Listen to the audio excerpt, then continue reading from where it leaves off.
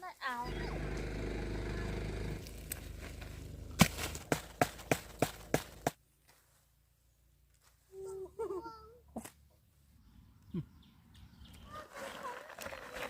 ôi đắt thế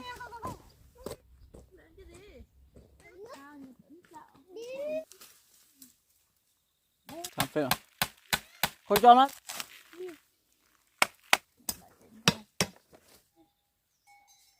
của em không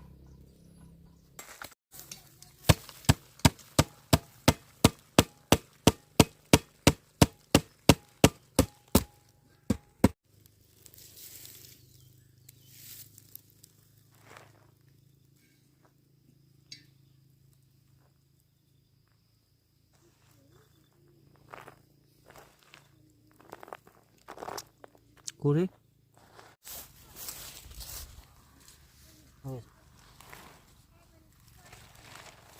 có nhả nó mà một bánh rồi em tự lên con lừa phạm ở hồ hơn phải buồn buồn này nhả hàng ngùn ngùn ngon ngon sật sật bùi bùi con ngùn gai rồi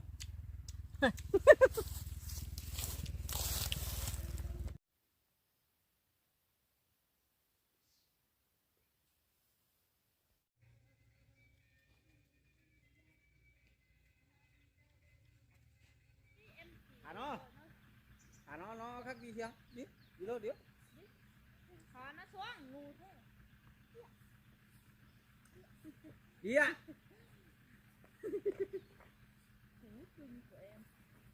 thú cưng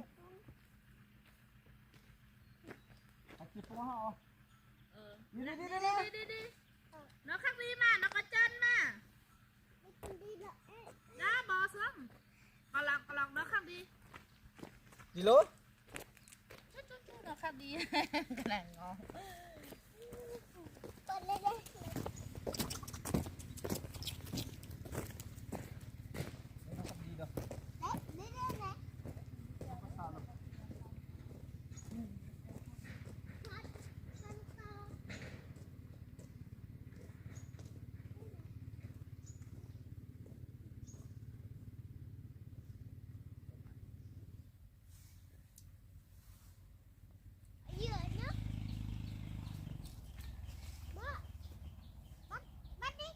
nó làm gì giờ là cơm rồi đó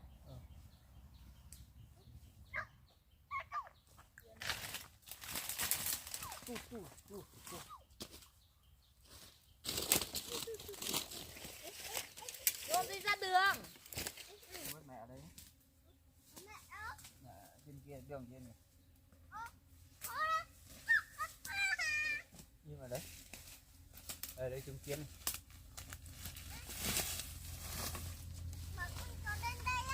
đi nó lên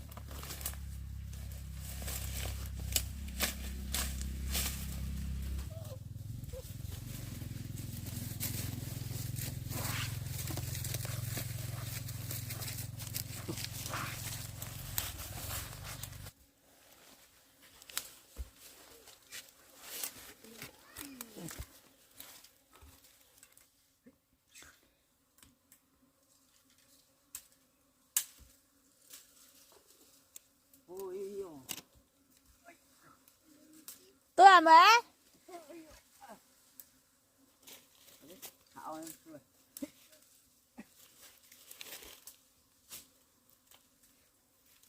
luôn á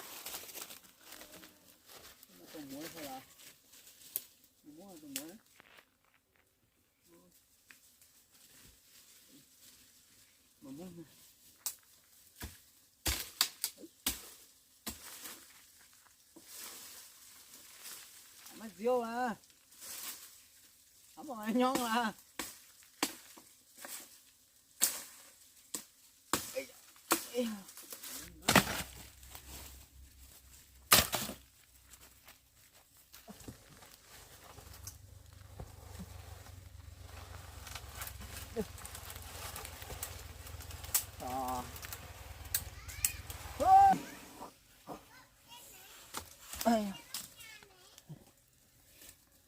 Bà dưới gốc cây này.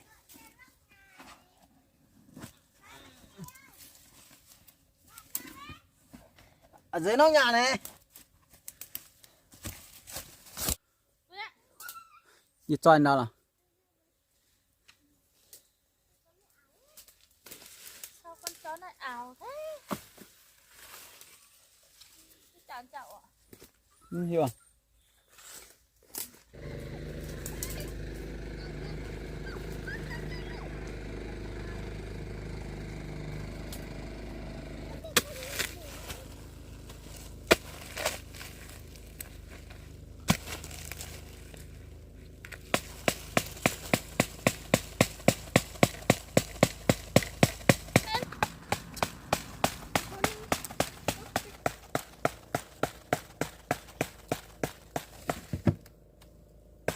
Làm gì ra?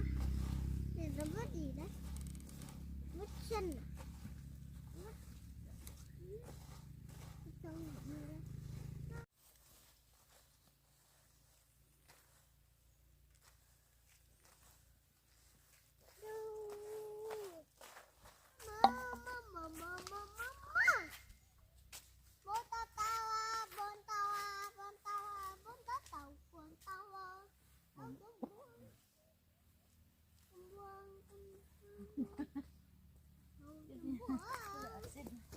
Gì ra?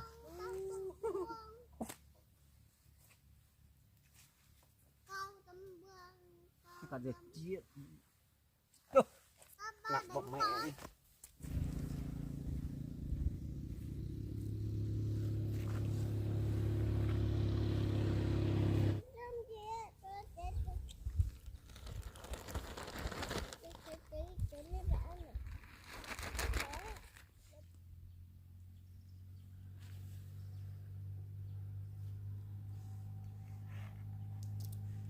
Lúc nó còn đã tập tiết tạm ở đây.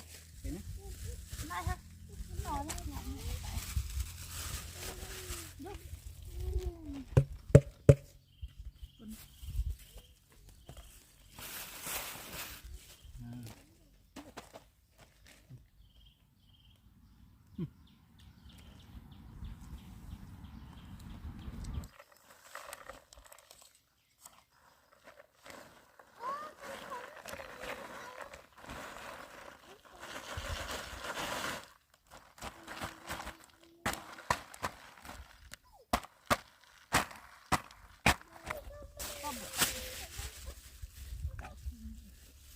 Viên.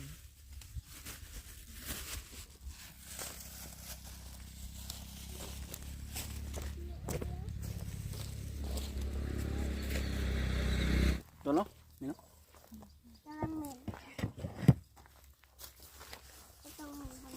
Đi lốt này.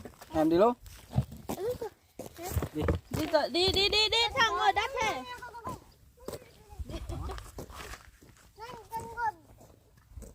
Thòn hả? Lên chứ đi.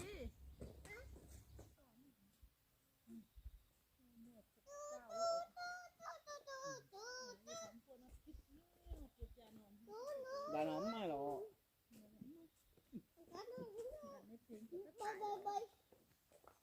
hai chàng nó có gái đấy mà hả? Đi để nước, đi để nước. Sao như tấn chậu. Đi để nước, đi để nước.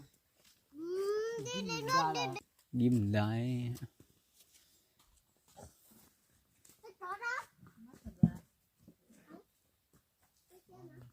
Biết đâu, sao cái gì? Cái chó nó sang kia qua. Chu nhỏ chu. Chu lộn tự nhiên. Đó, thấy không? Sang đâu bên này được cái à?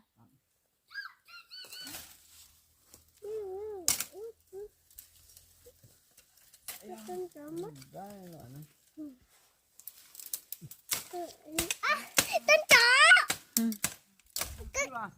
Đấy, à đu. Sao? Sao hay tốt nữa. Đây là bạch phám cơ. Dành cho cưa. À đi. Này. Cái con kiến. Cái chó này.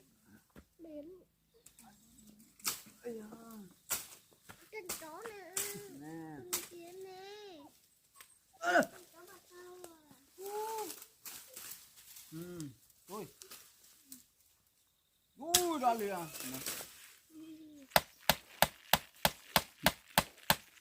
cà phê thôi cho nó ra đường nhá. Nó bảo đi đâu á?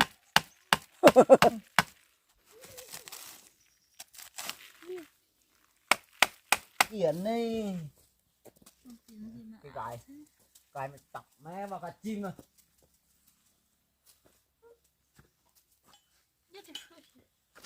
Em tránh ra đi. Thì con chó nó cắn con nó tránh ra. Kệ con chó tí nó con kiến nó cắn nó.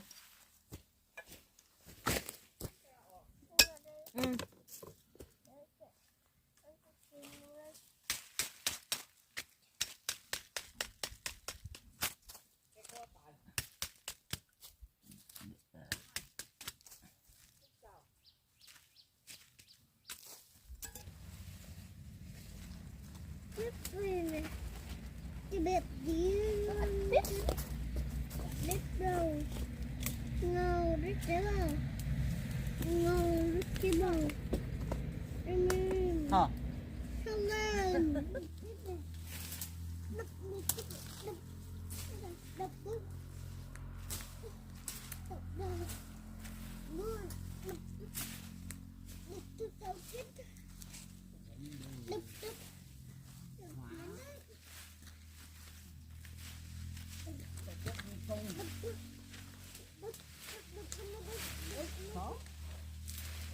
Không có rồi.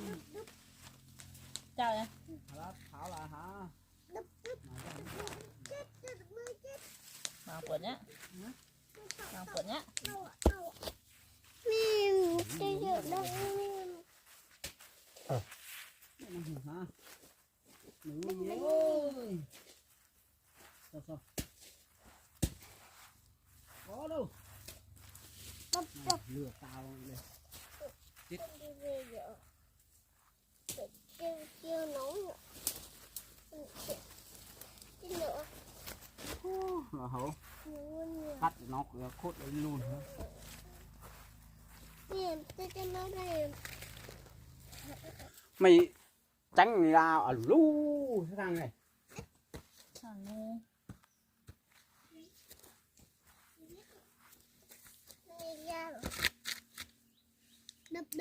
đập mày để con tao con này mua tao sợ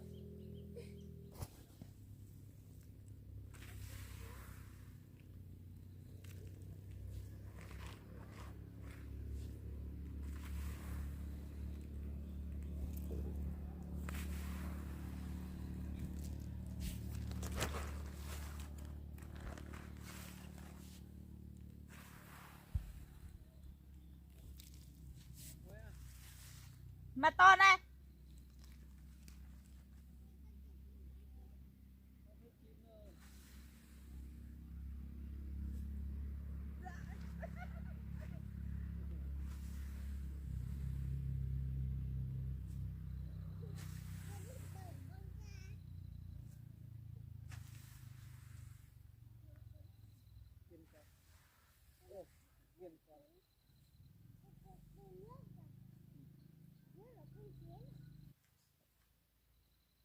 Mà nói cái đào đập tỉnh được thôi à?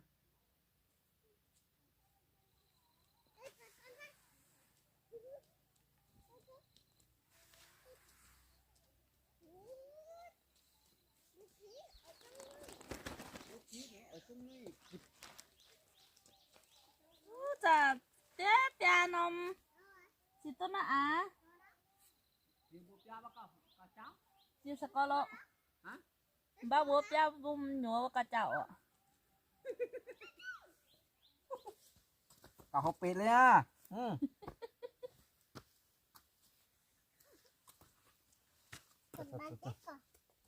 Rách ơi.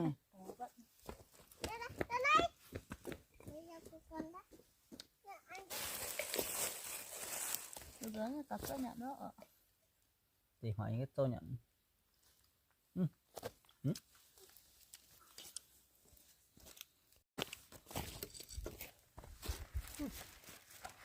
Sao cả nhà học biển liền hẳn tôi mà em chụp tài hộ Đáng lại ha.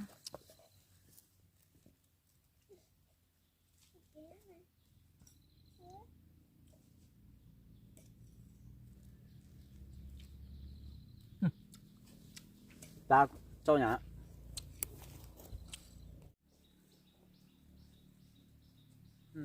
càng mát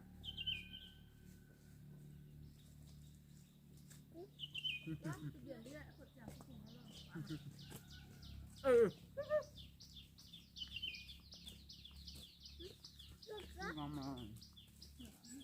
mà không mới à cho ông ấy Nào. Đấy.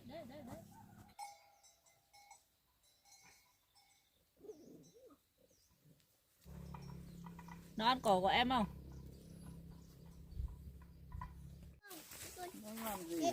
Đánh nhau không con trâu ơi? Đừng có ghen này đấm. Con chó nó còn biết đi về kìa, em ở đây với con trâu của họ nhá. Không.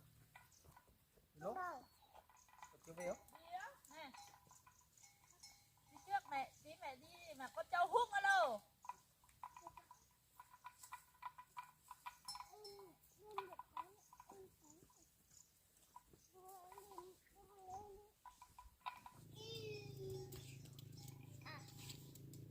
Em ơi.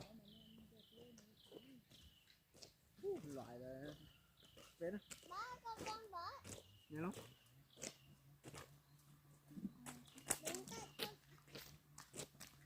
Sao vậy nói gì em con nói? Không à?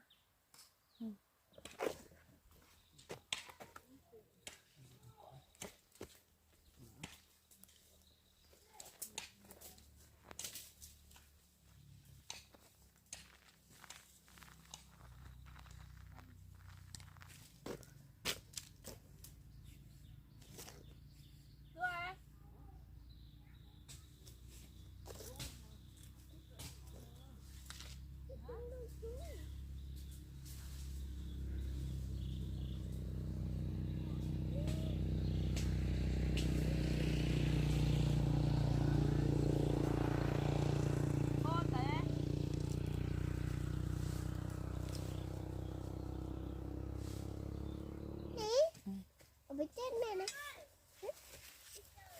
Bây giờ có tôi y nó mà. Nó học quá á. Qua đây sẽ chào bò. Hẳn mai nhung. Đúng chưa?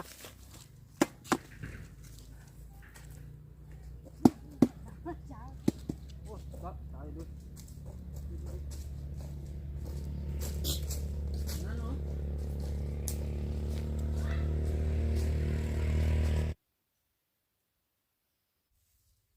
Em ơi nó.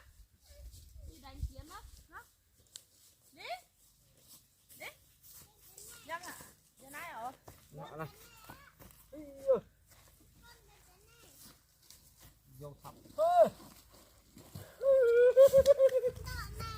Cháu tao ở. Vừa.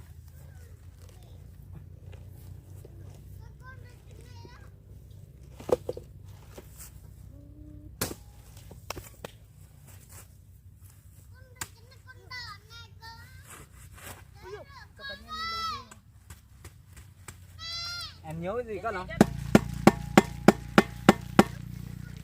Bụng sâu có.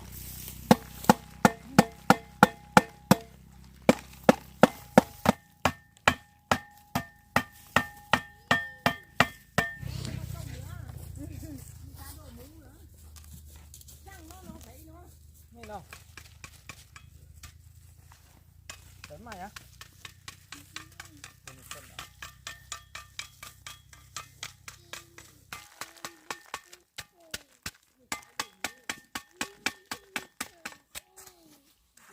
Vô đoạn này nữa đúng rồi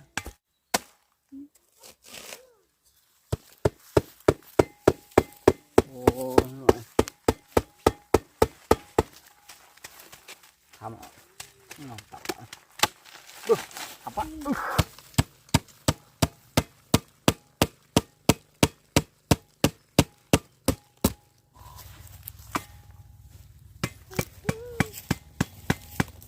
có được ra đây nhá bạn.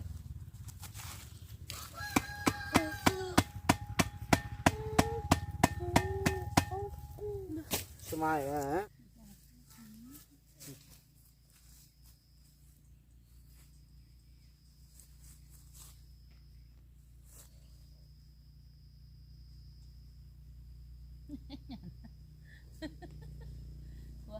Cua.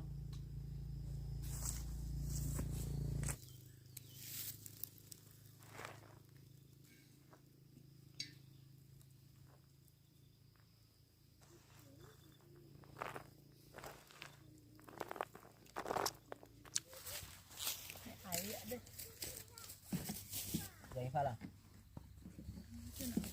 hả? Chàng bò Tăng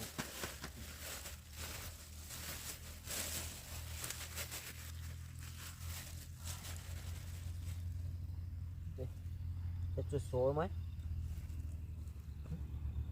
nè ủa hả tốt chưa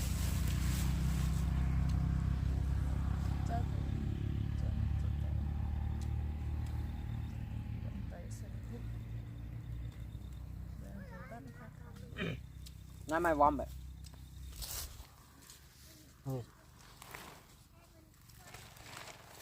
có nhà nữa mà một tay như này xem tới đây cái liều phạm tờ hồ hơn phải buồn buồn này nhà hàng ngon ngon ngon ngon sật sật bùi bùi con gai rồi